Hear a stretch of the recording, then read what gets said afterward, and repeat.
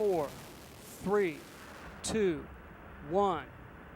Booster ignition and liftoff.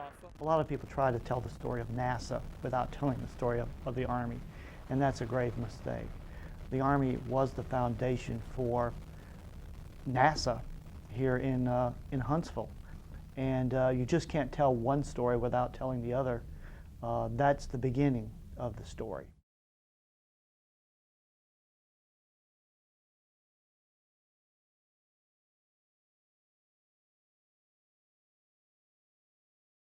There's two things in my mind, that two events that gave birth to Redstone Arsenal. If you got to have a mama and a papa, here they are. One of them was Toftoy bringing that contingent here. The second thing was Sputnik. When Germany collapses, Dr. von Braun and key V2 scientists decide to surrender to the Americans. Far-sighted Army officers who have planned for such an opportunity seize the initiative.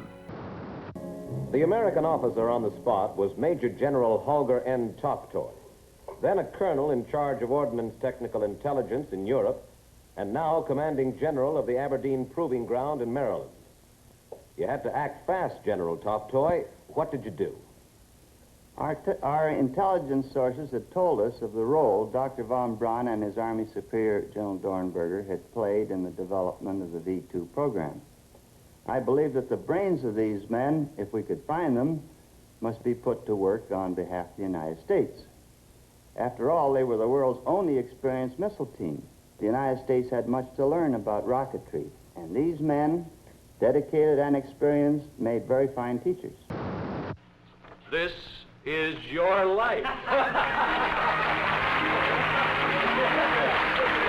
I remember how you left for the United States shortly thereafter to convince the Army that it was important that some of us be brought to America to work on rocket development, and how on your return to Germany, with this approval, you and I sat together and chose the, I think, 127 of us who had to come to the United States. We wanted 300, remember? I remember very well.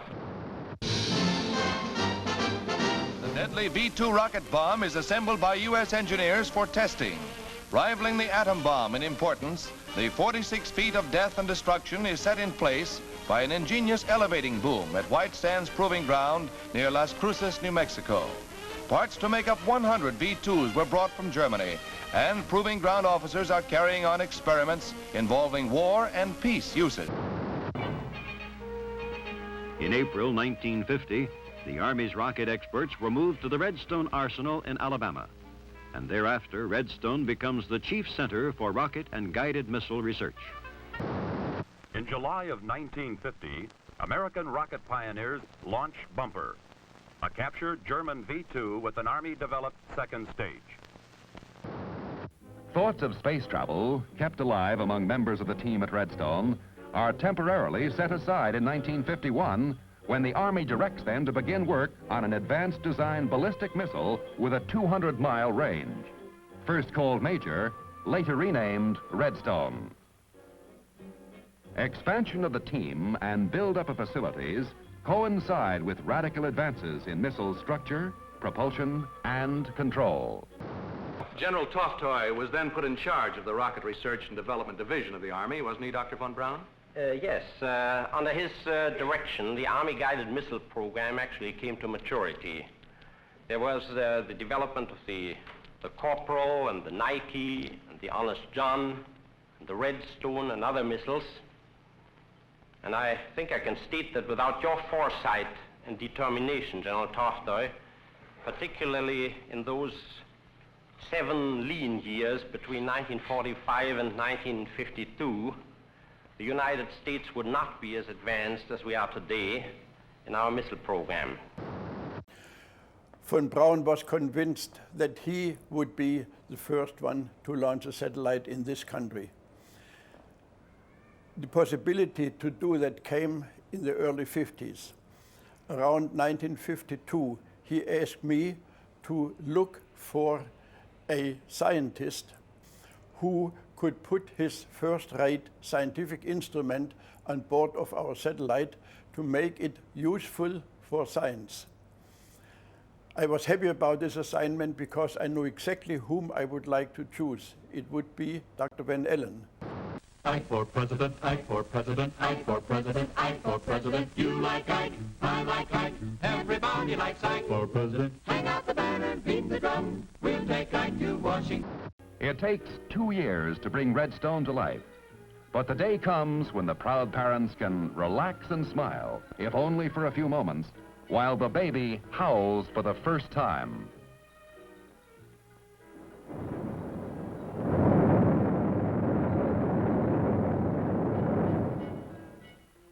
Incorporating a self-contained guidance system of the type pioneered in the V2 and a novel scheme of separating the explosive package from the rocket engine at the end of powered flight, the Redstone is America's first large ballistic missile. A weapon of war, it is destined for a place in history as the Model T of the free world's space age. Flight tests begin in August 1953.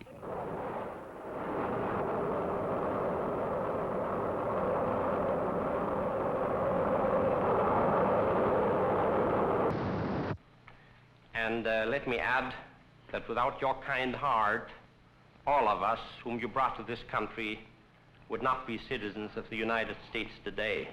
Thank you, Dr. Werner von Braun.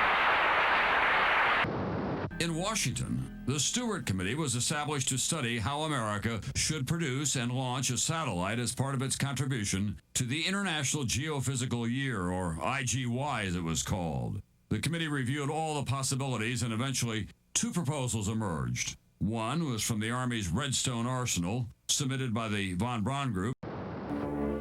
By September 1954, the Army team realizes that the Redstone is ready for an assignment in space. Dr. von Braun proposes that it be used as the first stage of a rocket vehicle to orbit an Earth satellite.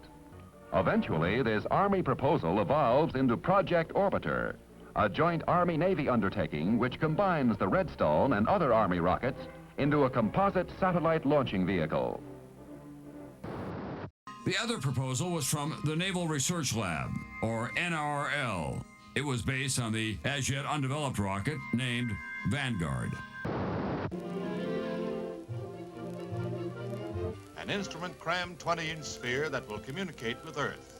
To carry the man-made moon to its orbit, a 3-stage rocket is required, a 72-footer that will reach 5 miles a second. It will be launched from Patrick Air Force Base, Florida.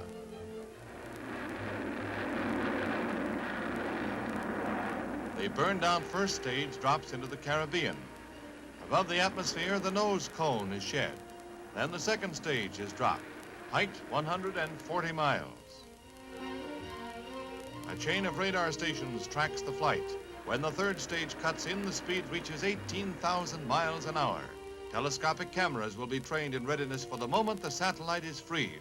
Its momentum balanced against the pull of gravity to hold it in orbit. Every second it will broadcast data never before obtainable. Computers will predict its path with ground observers checking for variations that will give new facts about every shape of our Earth. That is how man will take his first stride into space and put a new moon in the sky. We in Huntsville had known Homer Stewart for some time, and we were always on very good terms together. We also knew that Homer Stewart would favor the satellite built jointly by JPL and Huntsville over the other proposal that was proposed by the Navy, the Vanguard. The untested Vanguard was chosen on the grounds that the satellite should not be launched by a military rocket like the Jupiter C, but rather by a purely scientific device, since it was to celebrate a United Nations event.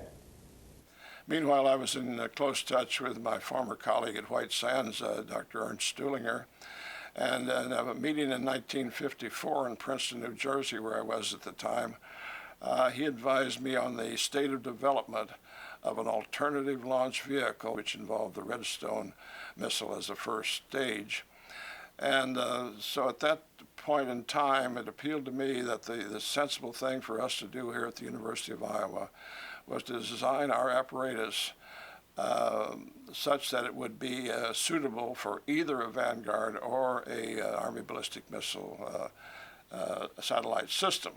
So that was one of the best decisions I ever made, I think, but we went ahead as of 1954 on that point of view. July 1st marks the beginning of one of the great scientific adventures of our time, the International Geophysical Year. Newsrooms around the world get the sudden announcement that the United States will have a purely scientific satellite program, Project Vanguard. Project Orbiter is canceled. It was Eisenhower's decision that he wanted to keep this thing completely out of the hands of the military, because he didn't want to interfere with the development of the ICBM, which was a legitimate argument. On the other hand, we did not think that NRL's experience with rockets was such that they could easily do this. We predicted troubles. Horner, do you have any more questions? Doctor, just how far, within the classification of this conference, of course, how far do you think that the Russians or other nations of the world have gotten in this space travel? Well, it looks like the Russians are very well aware of the capabilities. I believe they are working hard at it, and I still hope that we'll be first up there, of course, but I think we have no time to lose if we want to be first in an orbit.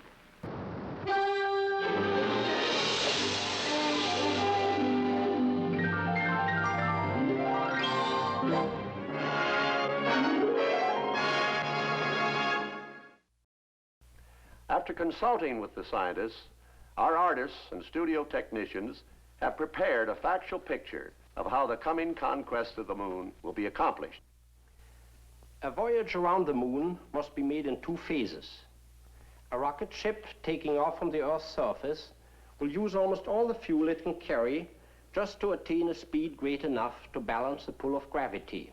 A passenger rocket, 1,075 miles above the Earth, will guide each of the 12 approaching cargo rockets to their rendezvous in the orbit. February 1956. The Army activates ABMA, the Army Ballistic Missile Agency, at Redstone Arsenal. Major General John B. Medeiros arrives to take command. He gets extraordinary powers and priorities to expedite the big missiles, now deemed vital to free world defense.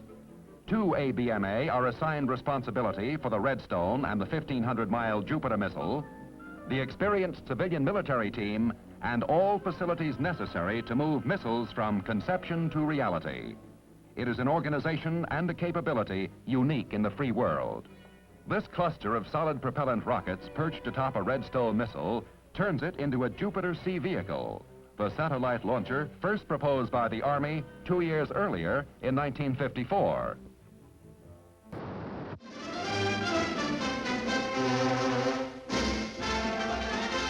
Armed Forces Day at Selfridge Air Force Base, Michigan draws a large crowd of visitors who find an Army Globemaster a point of attraction. But the real guest of honor is the Chrysler-built Redstone guided missile, one of the newest in the arsenal of the atomic age. The Soviets were not secretive about their intention to create Earth satellites. With increasing frankness, they discussed their plans with anyone willing to listen or read.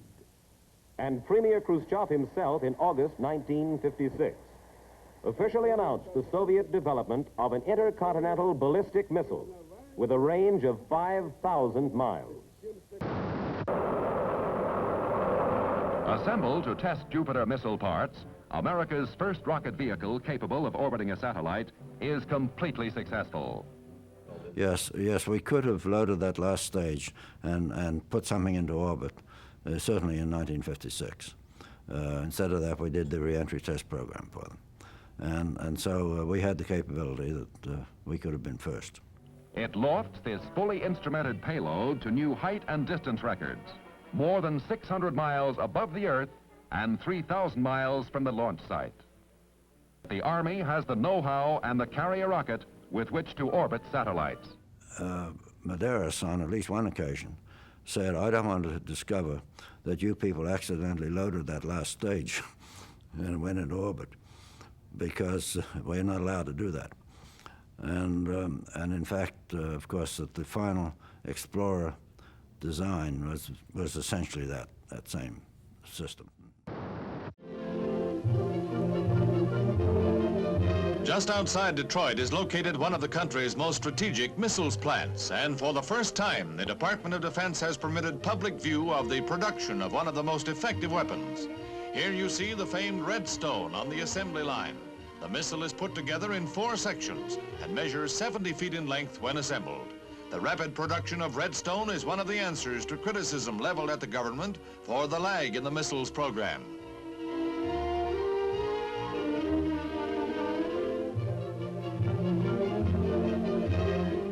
Although the range of Redstone is still an official secret, it is believed to be upwards of 500 miles. And here is Redstone in action.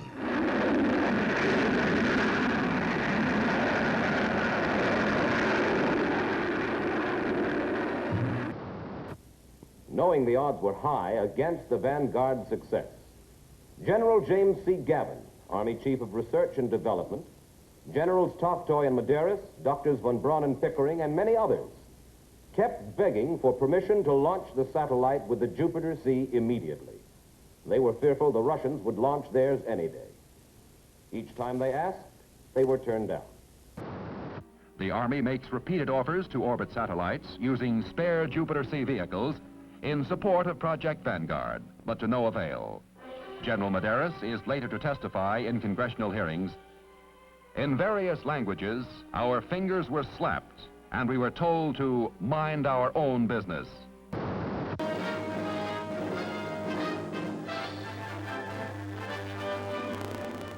The Jupiter Intermediate Range Ballistic Missile achieved a historic milestone May 31, 1957, when it became the first IRBM to be successfully fired to a range of 1,500 miles.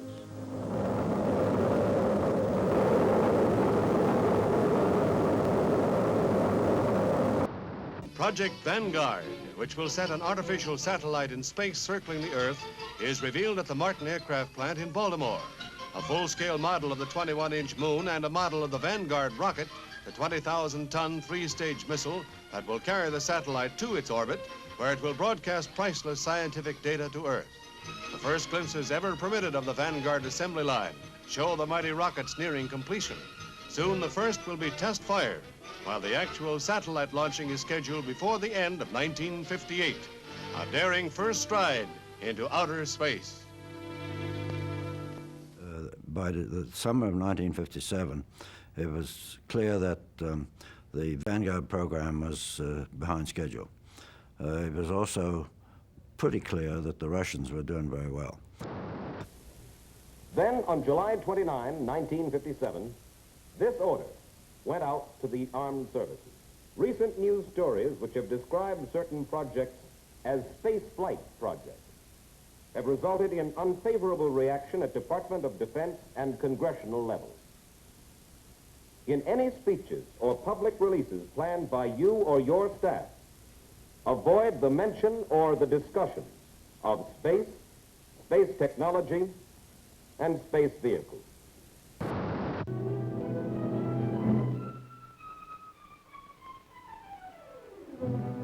The date is August 8, 1957. The time, 01:58 hours. Poised on the launching pad at Cape Canaveral, Florida, and with its nose cone spinning, Jupiter C is prepared for firing.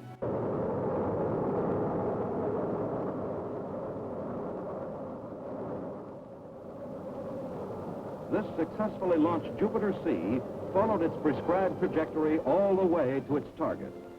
A Navy vessel stands by.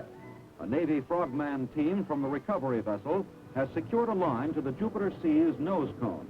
Aided by a deck crew from the recovery vessel, a heavy line hauls up the submerged nose cone that conquered the critical re-entry problem of returning to the Earth's atmosphere.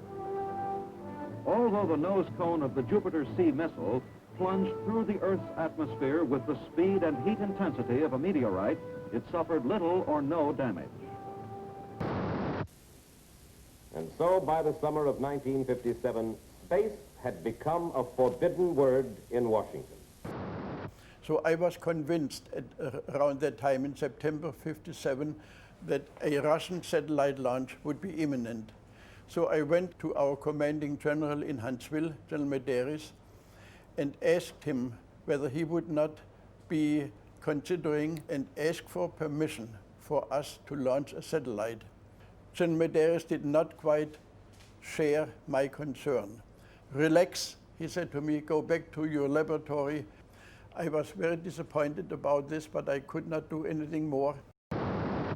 In Washington, the space program was bogged down in frustration. But in the Soviet Union... Just shortly before their launching on October 4th, which happened to be a Friday, on the Monday of that week, a one-week-long International Geophysical Year meeting was held in Washington, D.C. And on the Monday, people from the various countries gave reports on what they were doing, and Blagonravov gave the Russian report, which said that the launching of the satellite would be in the near future. The man who was sitting next to me turned and said he didn't say that. He said the launching was imminent. And at least that's how he translated it. Less than 1 week after my talk to Medeiros, Sputnik was in orbit. Von Braun asked me then, well, I think Medeiros owes you an apology. Did he talk to you since that? And I said, yes, he did. But all what he said was, those damn bastards.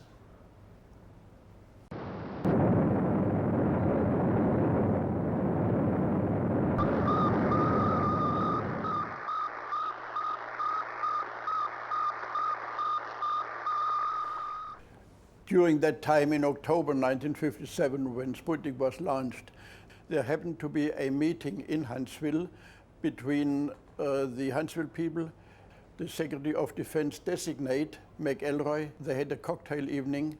While we were sitting together, joking and having a good time, all of a sudden our public affairs officer, Gordon Harris, came into the room with his arms up and he said, the Russians have launched a satellite.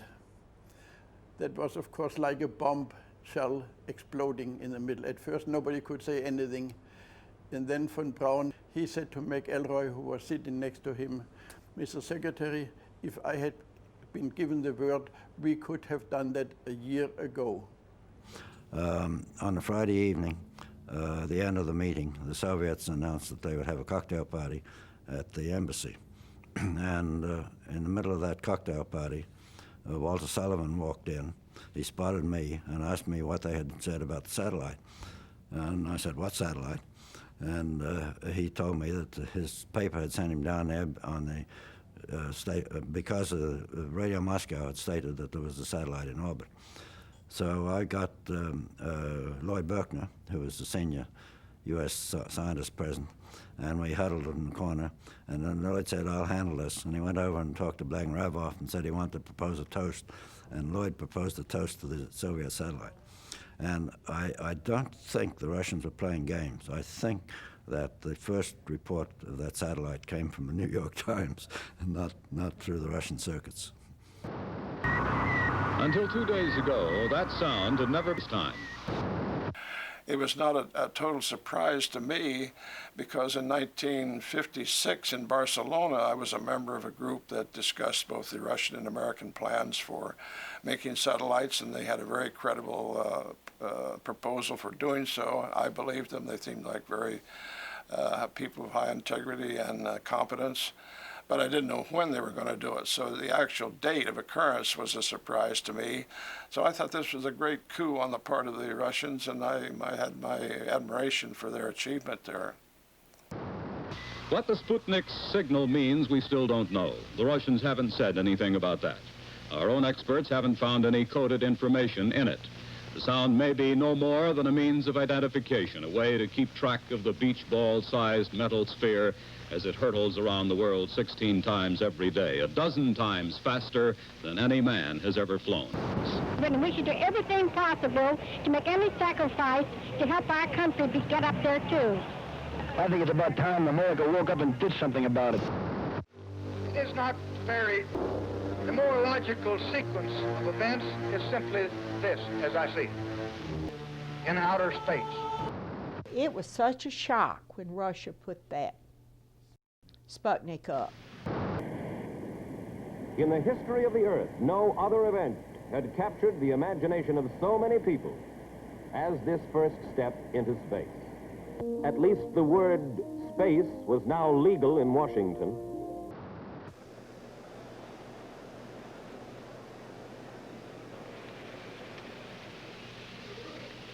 Good morning, ladies and gentlemen. Do you have any questions you'd like to ask me? President Smith of the United Press, Russia has launched an Earth satellite. They also claim to have had a successful firing of the intercontinental ballistics missile, none of which this country's done. I ask you, sir, what are we going to do about it? Well, let's take first the Earth satellite as opposed to the missile, because they're related only indirectly in the physical sense, and in our case, not at all.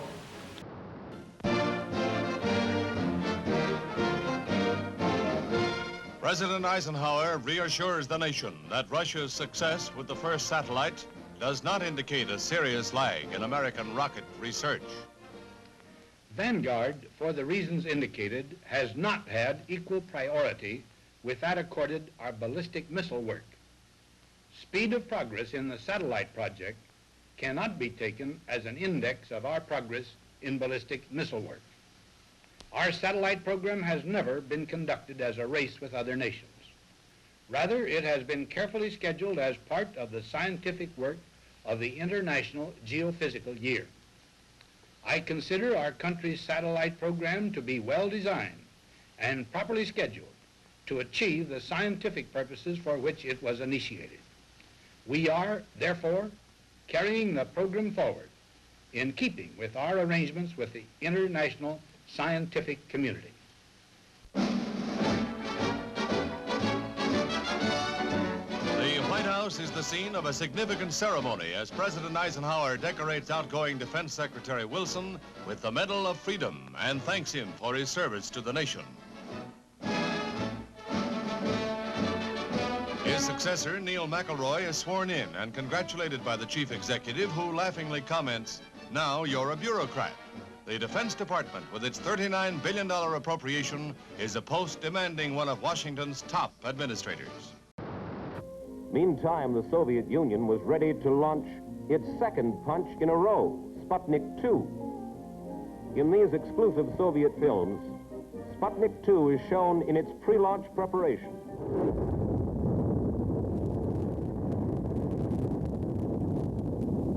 On November 3rd, 1957, commemorating the 40th anniversary of the Russian Revolution, the Earth's second artificial satellite went into orbit. But in the information received on Laika's long flight into space, the Soviets gained a priceless advantage in any forthcoming race to put a man in space.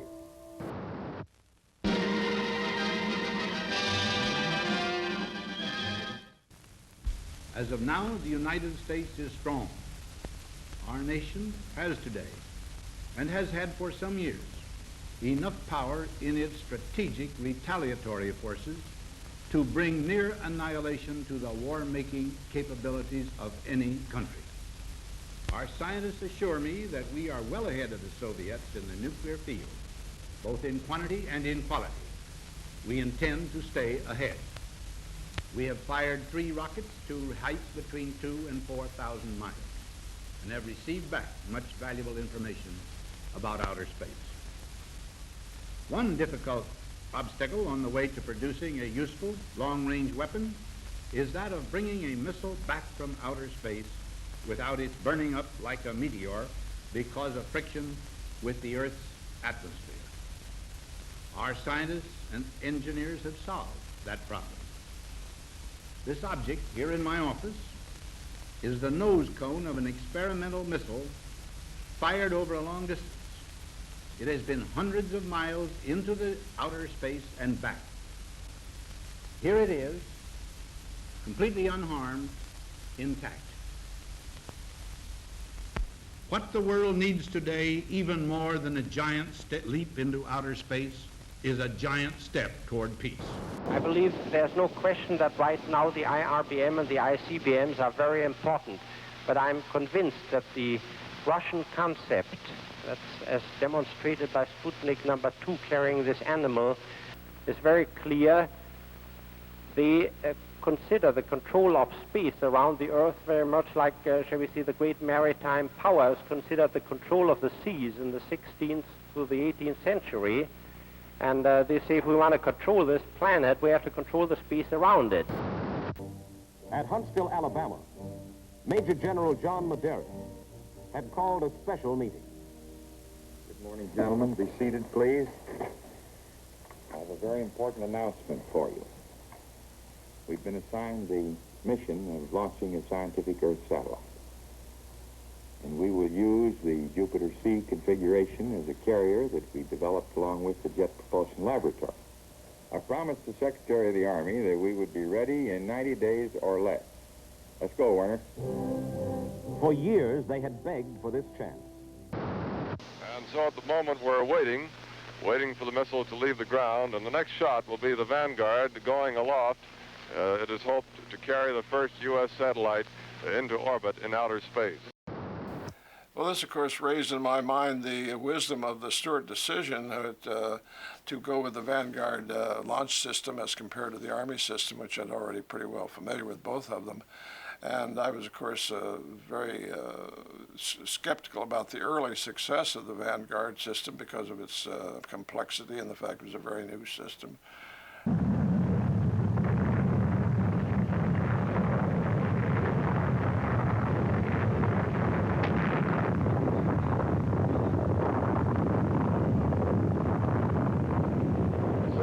Just witnessed what will undoubtedly be a severe propaganda defeat for this country. $110 million having been spent on the project so far. I put it this way, that we cannot and will not ever get into this race as we should, so long as all of our objectives are short-term objectives. We've got to have no finite end to our objectives. The end of our objectives should be as far as we can see at any given time. But right now, we need a 10 to 12-year program that has as its ultimate goal the manned domination of space. And if we don't, we're going to be in trouble. Grounds receive an unearthly visitation with thousands of cheering kids on hand, alerted in advance to expect not Martians, not Russians, but Santa, traveling by Sputnik, accompanied by Mutnik. Santa keeps on top of the news as he begins his pre-Christmas tour of the country, with first stop, as always, at Allentown, thanks to the efforts of Max Hess. Sputnik, space helmets, and Santa. There's a jolly Christmas ahead for us all. The work was divided into three vital areas: the rocket carrier, the instrumentation, and the upper stage scientific payload. Each had to be redesigned, rebuilt, and each had to work right the first time. Here at Huntsville, Alabama, the Rocket Carrier Development Program was the job of a crack team of over 3,000 scientists, engineers, and technicians, headed by Dr. Werner von Braun. At the State University of Iowa, Phase 2, the instrumentation. Its development was under the direction of Dr. James Van Allen. He had already designed some of the complex electronics instruments that the Vanguard was supposed to have hurled into orbit. Having anticipated a possible Vanguard failure, he had designed his instruments so they could also fit into the tube-shaped satellite that the Jupiter-C would carry into space.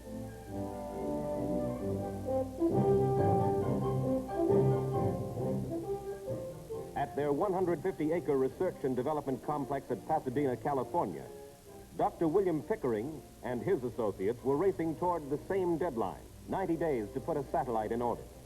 Their job, Phase 3, build and package the rocket's upper stages that would take over once the Jupiter-C had lifted the satellite into space.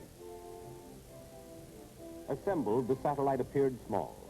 But if all went well, 7.5 minutes from the time the giant missile bearing it would leave the Earth, the cylinder, now called Explorer 1, would be hurtling independently through space at a little over 18,000 miles an hour, if all went well.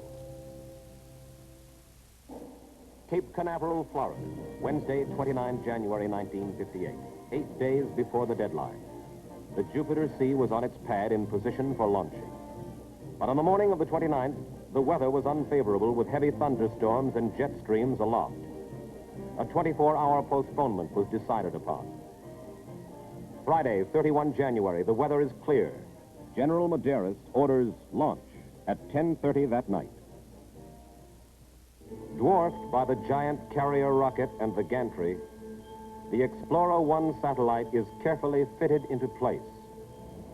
Time, late evening, Friday, 31 January 1958, in a blockhouse at Cape Canaveral, Florida. 15 seconds. 10, 9, 8, 7, 6, 5, 4, 3, 2, 1. Firing command. Firing command. Fuel tank pressurized. Rocket tank pressurized. Missile power. Ignition. Base stage. Lift off.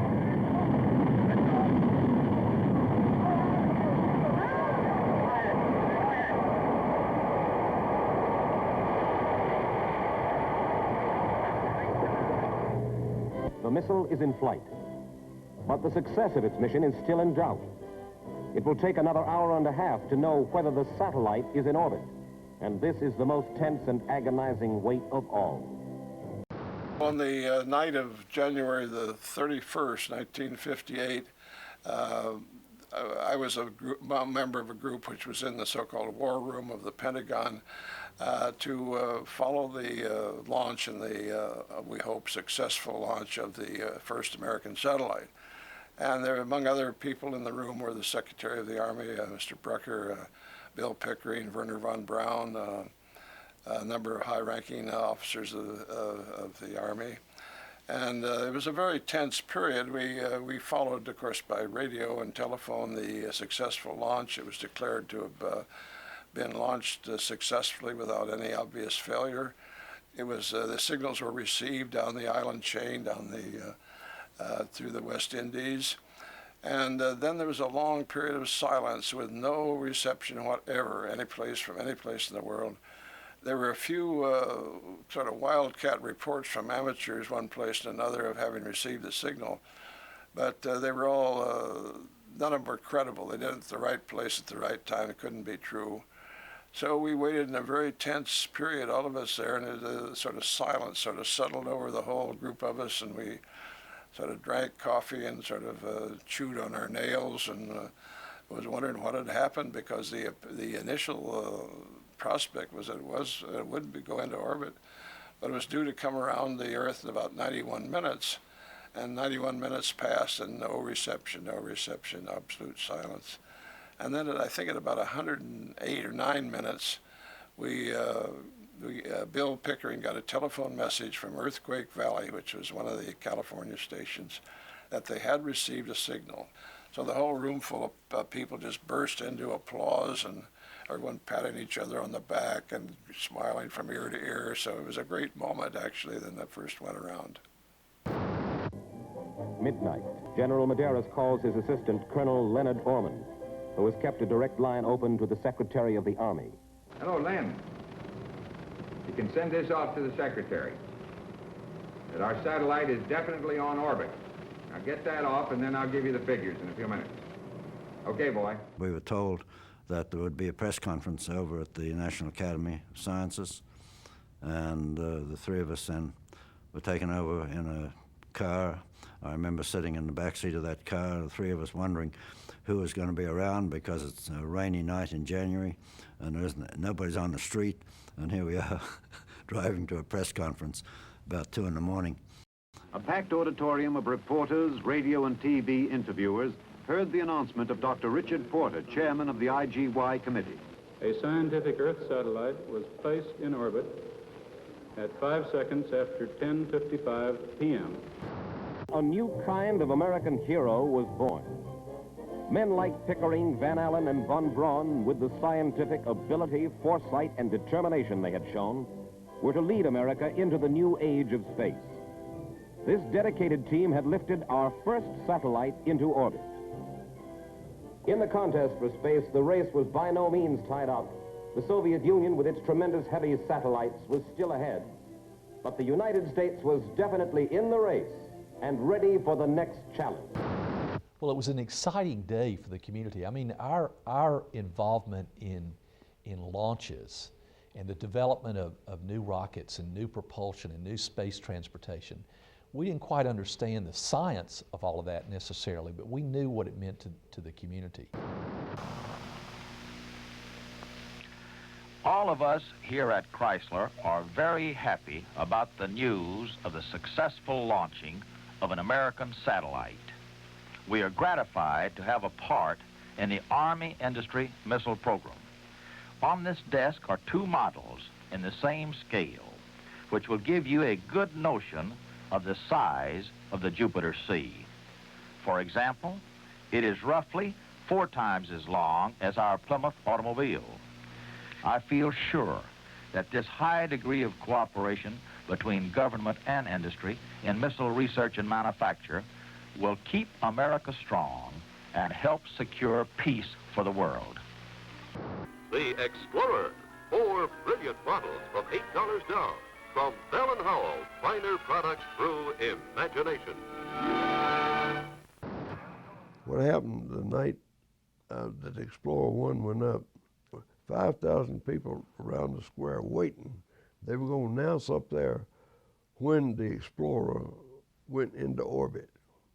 So I called the mayor, Speck Searcy, and I said, Speck, we need to burn Charles E. Wilson in effigy right downtown. He said, Jimmy, I can't give you permission to do that. I said, you don't have to give us permission. You just tell your police not to stop us. We heard it and we walked outside and everybody was out there and everybody just got in the car and went to the square. We got on our pajamas or had our pajamas, piled in the car and drove to downtown Huntsville where there was something akin to a celebration. I was too young to remember the details, but very well remember coming down here and seeing the excitement. For some reason in my mind I think there was a spotlight going up in the air, some things like that, but it was a clear moment where everybody that was connected to Huntsville was sharing the excitement of that thing, getting in the air and working. Now, in the weeks that follow the launching of the first satellite, demonstrated capability in space brings the Army a host of new assignments. In August 1958, the Department of Defense directs ABMA to begin work on America's first true space transportation system. This program, Project Saturn, clusters 8 proven rocket engines into a super space booster with 1.5 million pounds of thrust, the horsepower equivalent of 20,000 diesel locomotives. With various upper stages, the Saturn can put scientific packages weighing many tons on other planets or send manned expeditions on voyages of discovery. It is to be the Army's legacy to space exploration. The Saturn was started already by the Army. We had a very ambitious Army general here in charge of ABMA, the Army Ballistic Missile Agency, General John Bruce Medeiros, and he was of the opinion that the Army should establish an observation post on the moon. The stakes in the game are raised again. Once more, the prestige of the United States literally rides with an Army rocket, and once more, the Army comes through. March 3rd, 1959.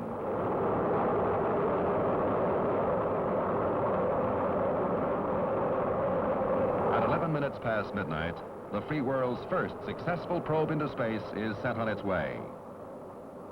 Passing within 35,000 miles of the moon, it goes on to orbit the sun.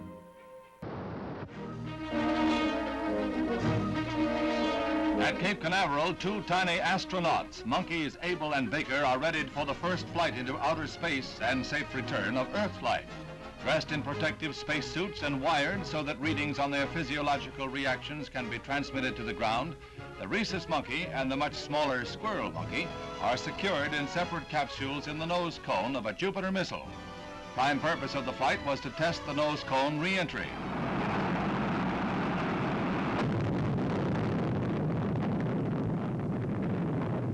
300 miles miles out into space they travel. 15 minutes and 1,700 ground miles later, the capsule is fished from the waters of the Caribbean, where it re-entered the atmosphere. The recovery shown in these Defense Department films is made by the Navy tug Kiowa. Aboard of the ship, a team of biomedical specialists waits to examine the nose cone's passengers. The cone itself is in good shape after the fiery plunge through space. Abel and Baker are unswathed from their protective garb, and they prove sturdy little explorers indeed. Physically unharmed and in jolly good spirits, the first creatures from outer space in all history. Baker, the tiny squirrel monkey, is more interested in food than fame. And Abel, the rhesus, is downright blasé about the whole thing. They brought back the best evidence yet that humans can function and survive in outer space. Pathfinders for the spacemen of tomorrow. Liftoff was 10:30 Eastern Standard Time.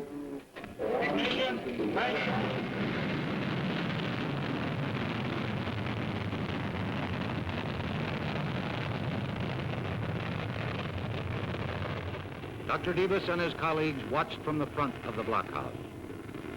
And if a camera could see the satellite, it would look like this. That is the end of our biography of a missile. It also marks the end of the Army's career in space.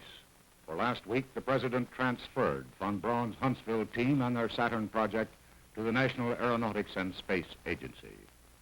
If Explorer 7 is to be the Army's last salvo in space, it is perhaps a fitting epitaph. Good night and good luck.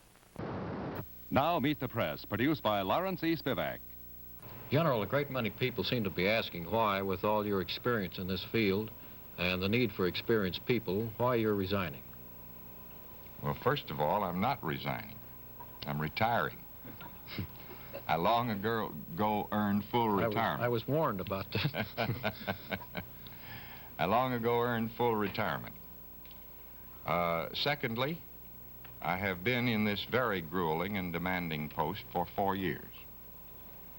And to be in it at all, one has to be willing to just put everything that they have in it.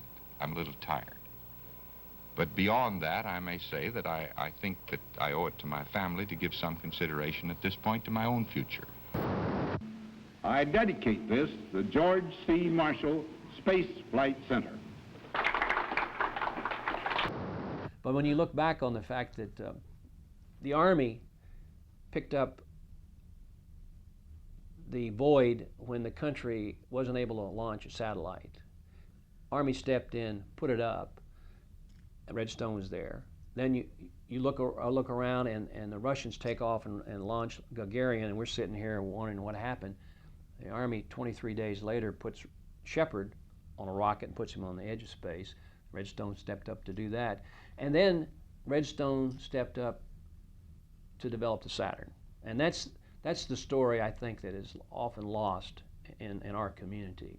I had the good fortune of being involved in a number of noteworthy accomplishments. For me, on top of the list is my experience and my involvement with the Explorer satellite, which led to the discovery of the Van Allen belts. It was such a wonderful combination of excellent engineering and of brilliant scientific discovery. Von Braun and I were the closest of friends. He came at times long after my retirement. He came by to see me. He wanted to talk to the boss, is what he said. We had a relationship that was back-to-back in every way. And I have to mention it because I have to pay tribute to the kind of a person he was, a man of tremendous imagination, projective ability, but a man also who knew how to be a solid member of a team. During that period, 1956 to 1960, my retirement, before NASA took over, Werner, with all of his capability, knew where the buck stopped, and he wanted me to make final decisions. when there was a difference of opinion, he'd bring people to me. And at the end of those years, the score of right decisions was incredibly high.